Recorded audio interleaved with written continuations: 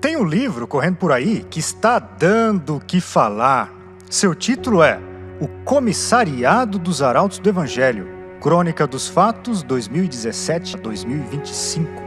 Punidos sem diálogo, sem provas, sem defesa. Você não leu? Então esse vídeo é para você. Sim, tem muitos que estão por aí dizendo que este livro é exagerado, que os arautos estão sendo desobedientes à igreja e blá, blá, blá. Mas me desculpe, todos esses que ficam falando isso não leram o livro, e eu quero poupar você de fazer esse papelão e de falar do que não sabe. Veja só, como vocês já devem ter ouvido, os arautos encontram-se debaixo de uma intervenção do Vaticano.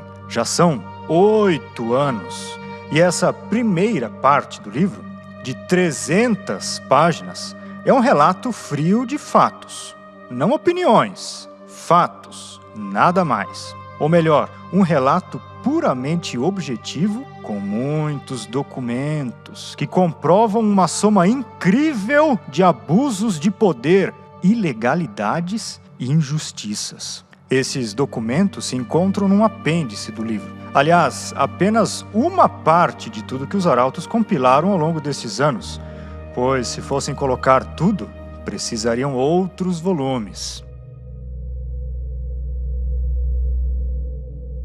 A crônica começa antes mesmo do caso Arautos. Muito antes que começasse a visita apostólica, houve um cardeal que já de longe não gostou dos arautos e jurou vingança.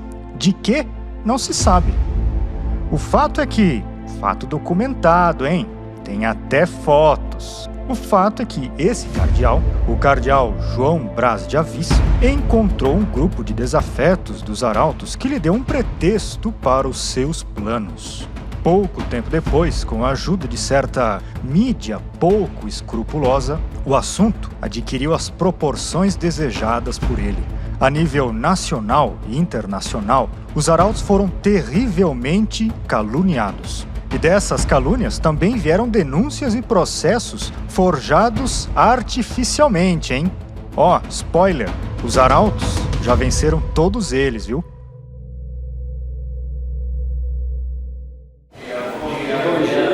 Entrou então a primeira fase da intervenção, uma visita apostólica, que é uma espécie de investigação vaticana, decretada pelo mesmo cardeal, o qual liderava o dicastério para os institutos de vida consagrada e as sociedades de vida apostólica. É como se fosse o ministério do Vaticano, que cuida dos religiosos. Em nenhum momento foi revelado aos acusados o conteúdo das denúncias que a tinham provocado, nem sequer a matéria dos supostos crimes, dos quais deviam ser investigados todos os membros em particular. É como alguém que tivesse sido preso, julgado, condenado, sem nunca descobrir por qual motivo.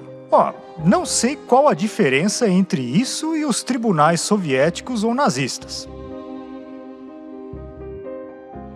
Mas, se isso é estranho, a coisa chega ao absurdo quando nem mesmo para os investigadores nomeados pelo Vaticano são reveladas as misteriosas informações preocupantes. Há algo de errado com alguém em algum lugar. Investiguem, procurem, mas sobretudo encontrem.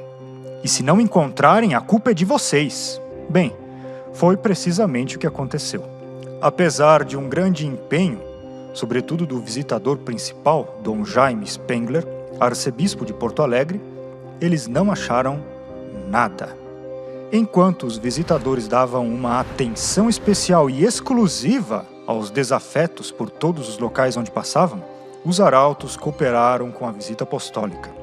Todos os membros, um a um, foram entrevistados, lavraram-se atas, mas tudo isso num desconcerto total. Por que essa intervenção? Ninguém sabia. E todas as vezes que os arautos se dirigiam ao tal dicastério para estabelecer um diálogo, acabaram rejeitados com ou sem resposta. Por fim, os visitadores apresentaram suas conclusões. Segundo eles, eram positivas. Qual foi o prêmio para os arautos? um comissariado. Que surpresa, hein? Cá entre nós, não sejamos ingênuos. Eu, como comissário, Dom José Aparecido como auxiliar, nomeado pela congregação. O comissariado já estava no plano, e a visita apostólica era pro forma. Só uma etapa para invernizar de legalidade um plano decidido de antemão. Começa então o comissariado. E tudo se repetiu. Agora, o relatório confirmou a existência de situações problemáticas. Claro que é um termo genérico, evidentemente. Havia gravíssimas denúncias de graves abusos e delitos.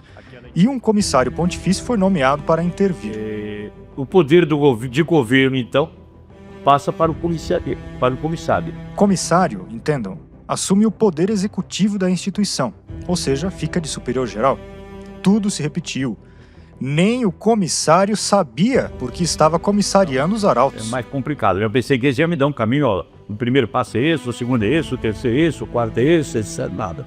Então, nós estamos fazendo o que nós achamos que devemos fazer. Tudo se repetiu, menos ainda souberam os arautos do Evangelho por que estavam sendo comissariados. De uma maneira muito genérica, se entra em problemas concretos.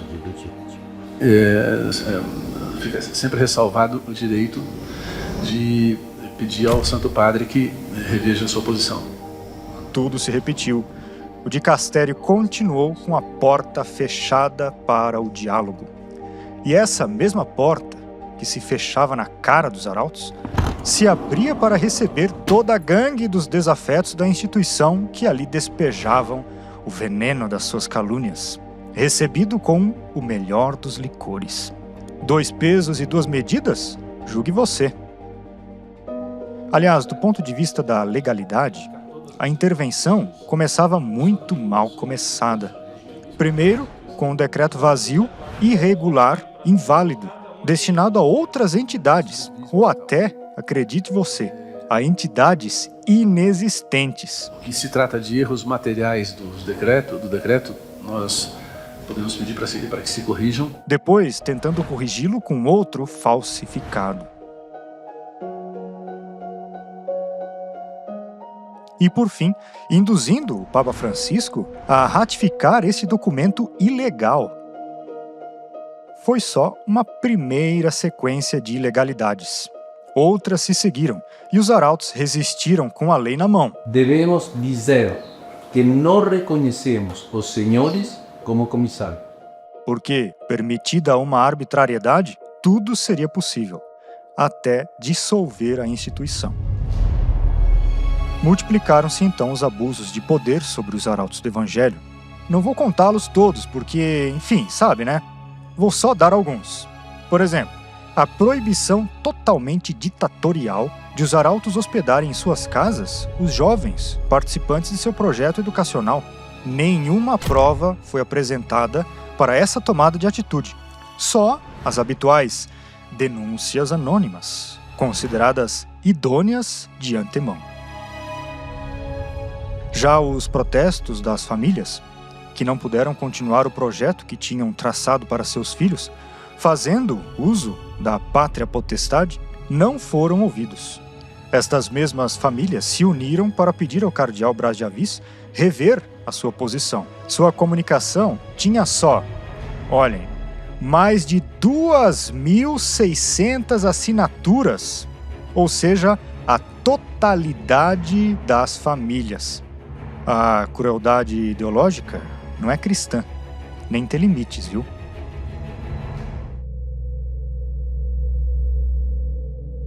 Falando em não ser cristão, comento só de passagem, por pudor, a idoneidade moral dos auxiliares que foram escolhidos para o comissariado.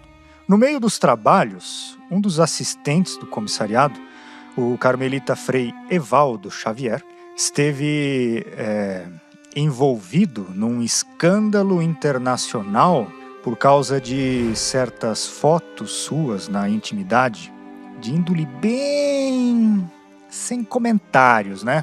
Imediatamente, mais 2 membros da equipe acabaram pedindo demissão. Por que será, hein? O bispo Dom Denilson também não fez papel muito digno, não, quando agrediu uma irmãzinha dos arautos. Fecho aqui o triste e bem resumido parênteses da idoneidade moral.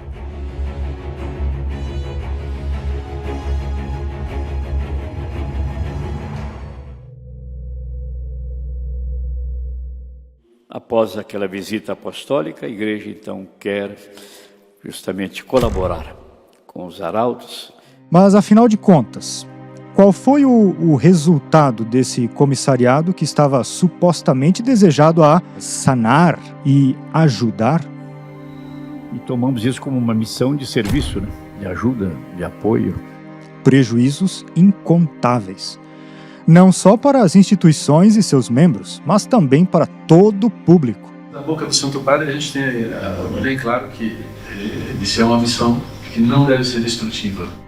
Antes de tudo, um prejuízo moral pela fama atingida e a sombra de dúvida que paira sobre a reputação devido ao abusivo prolongamento dessa situação.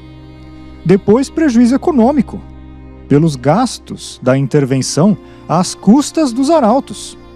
Milhões de reais. Prejuízo institucional pela situação instável. Prejuízo nas obras de apostolado. Prejuízo ministerial. Porque, esqueci de mencionar, inclusive, faz 6 anos que quase 30 diáconos dos arautos foram proibidos de serem ordenados padres. A aprovação da promoção aos ministérios, entende? E a ordem e as ordens sacras também fica reservado ao comissário. São também 6 turmas de seminaristas que concluíram os estudos e aguardam sua vez. São todos os votos temporários e perpétuos a serem feitos pelos membros suspendidos e as novas admissões bloqueadas.